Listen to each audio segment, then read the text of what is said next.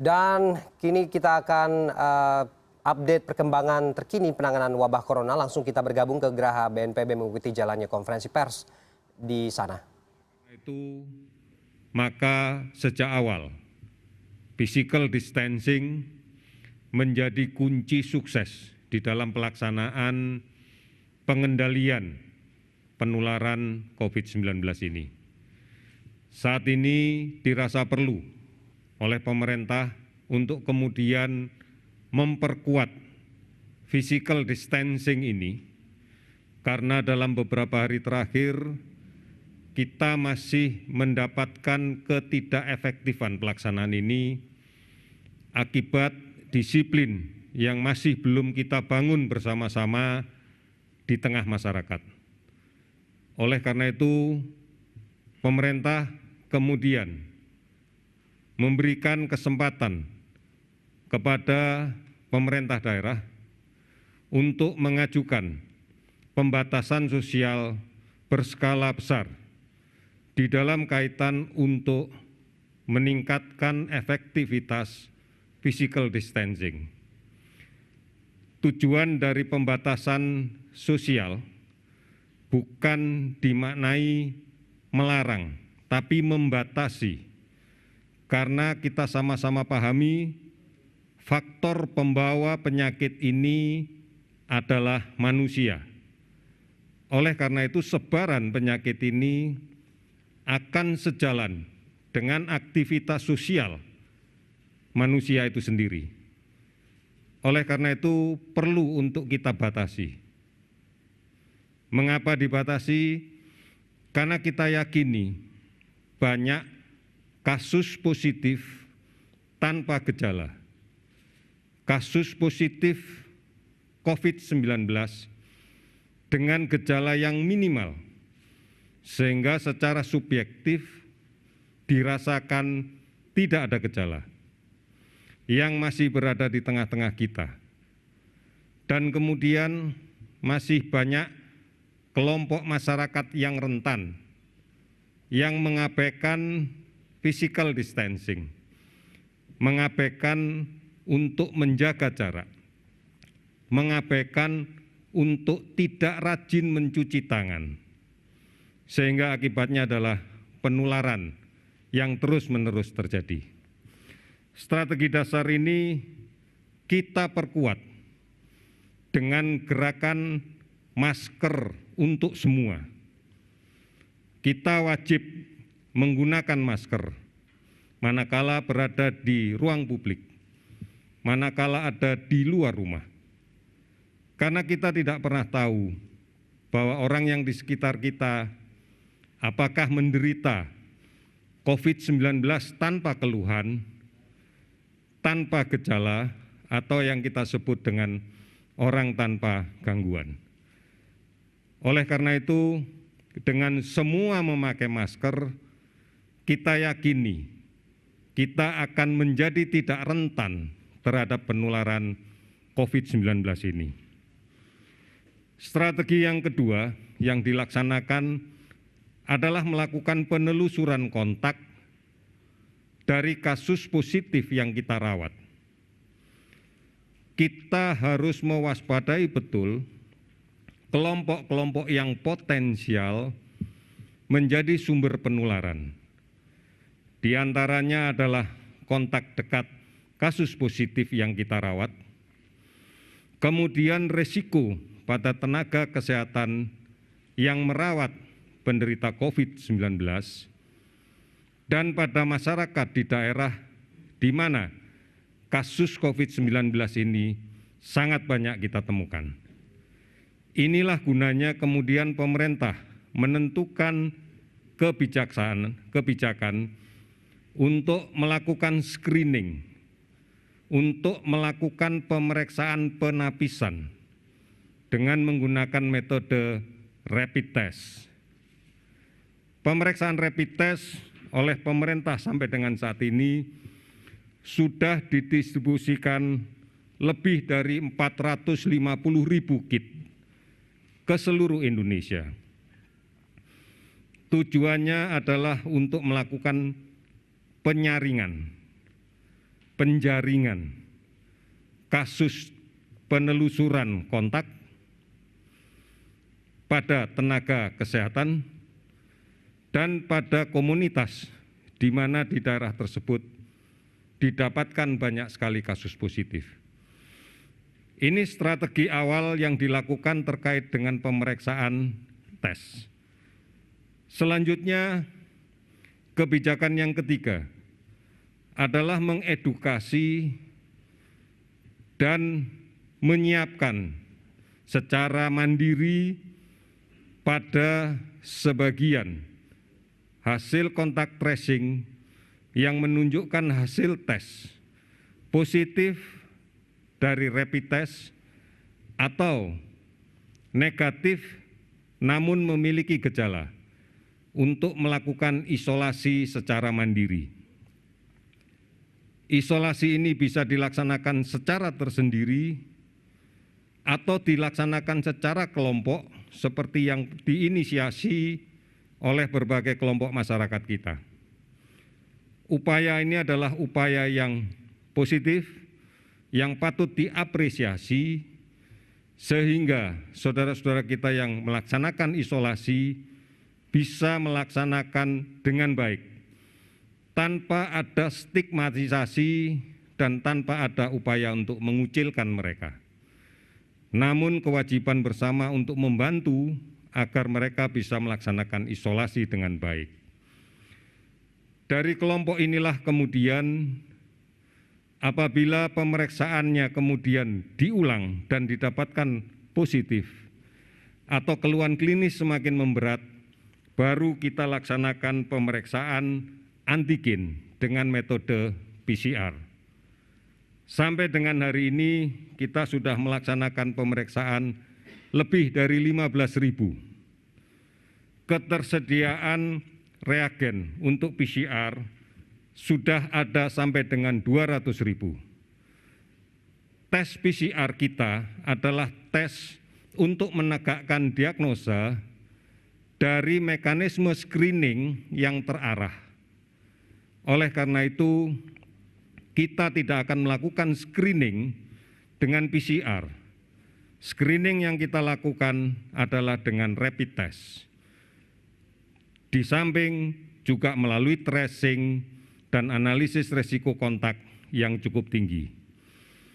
Inilah efektivitas penggunaan PCR kita, sehingga persentase positif PCR dari pemeriksaan yang dilakukan relatif tinggi. Karena PCR tidak kita lakukan dengan metode acak, tetapi terpilih dan terstruktur dimulai dari awal. Selanjutnya, tahapan yang terakhir adalah melaksanakan isolasi rumah sakit.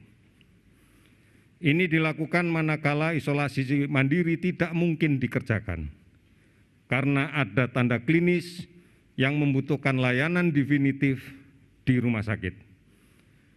Termasuk kemudian kita membangun rumah sakit darurat untuk COVID-19, baik yang berada di Wisma Atlet maupun yang kita bangun di Pulau Galang. Dan sudah barang tentu beberapa daerah juga akan melakukan hal yang sama dalam rangka untuk melakukan isolasi kasus positif dengan klinis ringan sampai dengan sedang yang tidak mungkin melaksanakan isolasi mandiri. Puncaknya adalah rumah sakit rujukan untuk penanganan kasus COVID-19 dengan keluhan sedang berat. Dengan keluhan sedang berat yang membutuhkan alat bantu yang spesifik, termasuk ventilator. Strategi ini kita lakukan dalam rangka untuk mengefektifkan, mengefisienkan, dan tepat sasaran pada saat kita menggunakan sumber daya yang kita miliki. Inilah saudara-saudara sekalian, langkah yang kita lakukan dan akan konsisten kita lakukan terus-menerus. Kemudian sampai dengan saat ini sudah lebih dari 679.000 APD diadakan. Stok masih tersisa lebih dari 500.000. 200.000 segera kita distribusikan. Hari ini pun sudah ada pengiriman ke beberapa provinsi di Sumatera. Kita berharap ini akan membantu para petugas kesehatan agar bisa lebih profesional, lebih aman, lebih tenang memberikan layanan. Hampir 18.000 relawan medis dan non-medis telah mendaftar. Ini bukti kepedulian yang luar biasa dari segenap bangsa kita. Bahkan sudah lebih dari 83 miliar rupiah telah diterima yang merupakan partisipasi dari seluruh masyarakat Indonesia, termasuk warga diaspora ataupun warga negara Indonesia yang berada di luar negeri. Namun sekali lagi, ujung tombak masalah ini adalah di tengah-tengah masyarakat sekalian. Seperti yang saya katakan di awal, bagaimana pondasi untuk mencegah penularan ini diperkuat, sehingga hal-hal yang harus selalu dilakukan adalah pertama, gunakan masker kain, masker bedah, masker N95 hanya untuk petugas. Cuci tangan pakai sabun dan air yang mengalir. Hindari kerumunan. Pembatasan sosial berskala besar akan melakukan itu. Kemudian jaga kesehatan diri kita sendiri. Cukup istirahat, asupan gizi yang baik, ini menjadi awal bagi kita untuk bisa menjaga kesehatan secara keseluruhan. Jangan melakukan perjalanan kemanapun, keluar rumah hanya apabila diperlukan, selebihnya lebih baik berada di rumah. Banyak yang bisa dilakukan. Kami mengingatkan saat ini adalah periode pancaroba yang secara klasik ada gambaran peningkatan kasus demam berdarah di daerah. Oleh karena itu mari kita cegah, tetap di rumah, berantas sarang nyamuk, ini menjadi sesuatu yang penting. Mudah-mudahan dengan cara yang seperti ini, secara terstruktur dan masif, kita bisa menghentikan rantai penularan COVID-19. Saudara-saudara, yang terakhir akan saya update kembali data kasus konfirmasi positif dari pemeriksaan PCR yang kita dapatkan. Yang pertama, ada 218 kasus baru, sehingga total menjadi 2.956 kasus.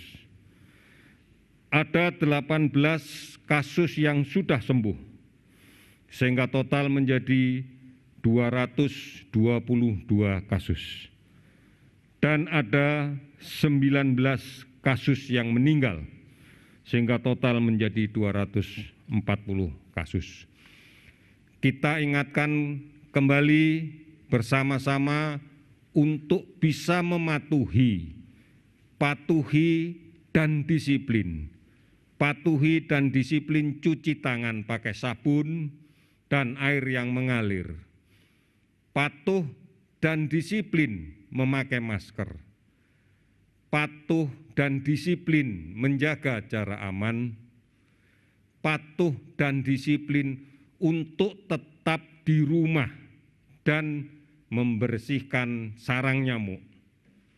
Oleh karena itu, diharapkan tidak melakukan perjalanan kemanapun pada periode saat sekarang ini. Resikonya akan semakin besar. Oleh karena itu, mari kita bisa melindungi diri kita sendiri. Kita bisa melindungi keluarga kita. Kita bisa melindungi lingkungan kita. kita bisa melindungi orang-orang yang sudah tua, saudara-saudara kita yang di kampung, agar mereka tetap sehat. Kita bisa melindungi seluruh bangsa kita. Karena kita yakin hanya kita dan kita yang pasti bisa melindungi bangsa ini. Sekali lagi, hanya kita dan kita sajalah yang bisa melindungi bangsa ini dalam menghadapi pandemi COVID-19. Kita bisa. Terima kasih, selamat sore.